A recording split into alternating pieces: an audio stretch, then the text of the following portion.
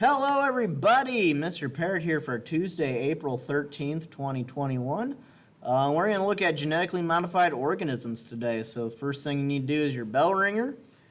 If you did not turn in your activity from yesterday, make sure that you turn in that assignment from yesterday. Because we're going to go through what GMOs are, and we're going to do an assignment that's pretty similar, but there's a couple of differences with that one. So I'm going to go ahead and get our notes pulled up here.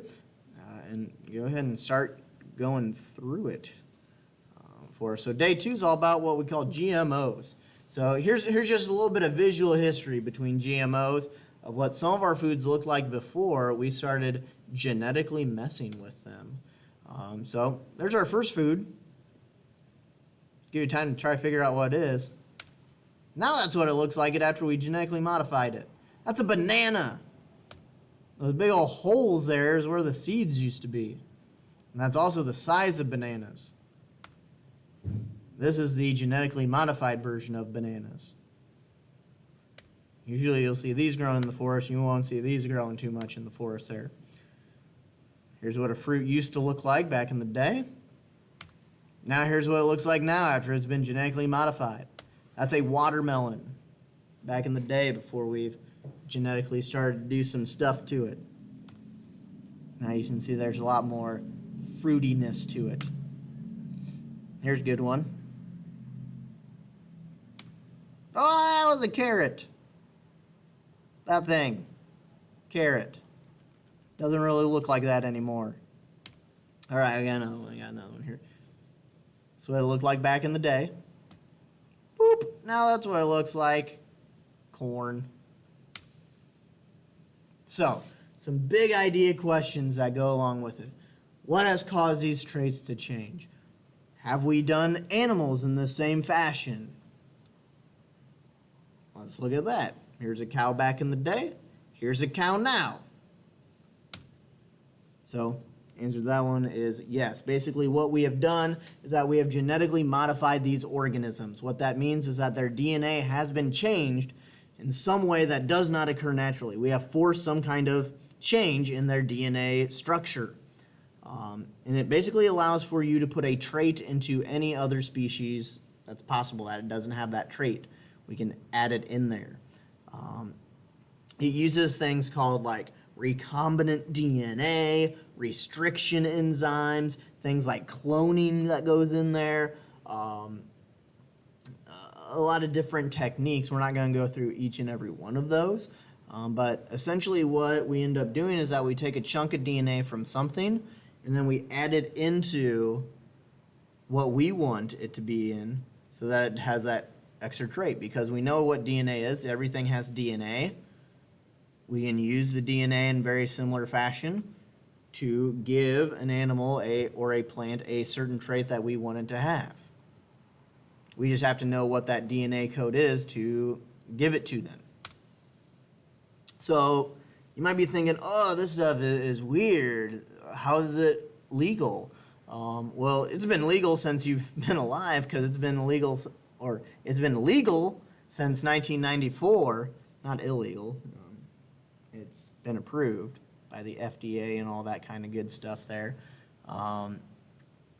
To the point where a lot of our crops are now genetically modified versions of those crops, and that the ungenetically modified doesn't even exist hardly anymore around there. For example, in the past 5 or so years, that's where these numbers are coming from at least, 90% of our corn is GMO, 88% of cotton, 88% of corn, 94% of cotton, and then 93% of soybeans are all GMOs. I need to get rid of that first 90% there. That goes along with it. And about the total farmland that happens around the world, 10% of it is devoted to GMOs, with the largest amount of GMOs happening right here in the good old US of A. Going on with it. Here's a bunch of different products that you've probably have used that has been GMO'd. Rice. Most of your rice is GMO rice. If you have papaya, It's a GMO papaya, because otherwise the papaya plant would have been wiped off the face of the earth. If you've used canola oil, wheat, salmon is GMO'd for a lot of the salmon that you eat. Sweet corn, sugar beets, soy, tomatoes, peas, cotton. Even we looked at the fruits from before. The fruits are there. Basically, a lot of things are going to be GMOs to it. You can't see it because of my face, but right up here in the corner is yeast, the things that are made for bread and stuff has been turned. Now, you can't do this if you have nobody to turn and talk to, but think what you might be able to think of, what could be a positive about this. Because here's some positives that I'll tell you about of why we use GMOs. We can produce more things with GMOs, more food. It's more money for farmers, so farmers find it beneficial. It does improve the food quality of it, because usually a lot of things are better, maybe a little bit healthier, because we can add vitamins and stuff to things that didn't have vitamins in them. We can make them grow for longer periods of time, so they're more effective in different climates. And then we can give it more nutrients, like I mentioned already, to make it the food quality better. It also makes we can add in more nutrients so that it's healthier for us. Now, does that make it right or wrong? Not necessarily, but those are some of the positives to it. Negatives, on the other hand, is that because we're messing with things, allergies could be affected because of this. We could destroy the ecosystem because we're introducing basically non-native plants or animals to an environment. Could lead to the extinction of non-GMO crops, which we've actually led the extinction of some of these different crops to not even have the older versions really anymore because they don't really exist.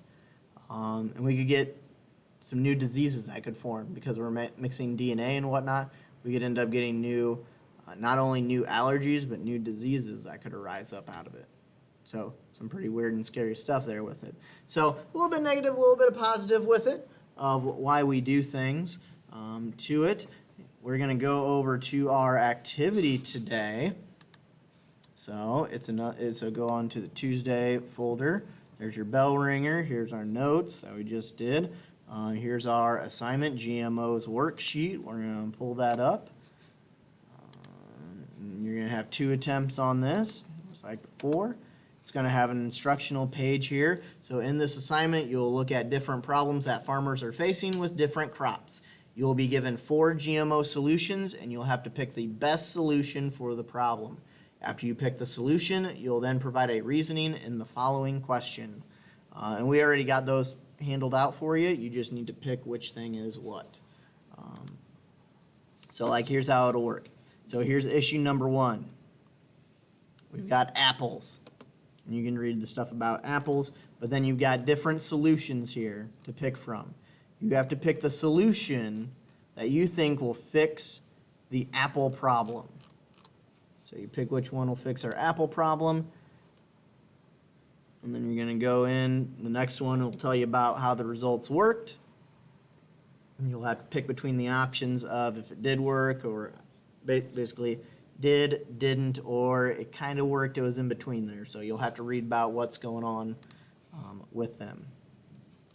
And then you got a different one. This one's about soybeans. So do the soybeans, you'll find your solution, you'll get the stuff about our results, pick one of them of how it worked. We got stuff about potatoes, stuff about corn and the insects that attack the corn. So there's our 4. Then you'll submit that up to our stuff. Oh man, my nose is bothering me right now. And you got 2 attempts so you can see what you got right or what you got wrong. You can re-look at the things to really look at what's going on with it. But that is what we are doing today. So if you have any questions, let me know. Otherwise, hope you're doing well, staying safe, and I will see you back here hopefully sooner rather than later. But that's for Tuesday. We'll have something very similar coming up for tomorrow for Wednesday stuff, so we'll hang on by for that one. And we'll check out tomorrow's video for Wednesday stuff. Otherwise, email me if you got any questions. Otherwise, see ya.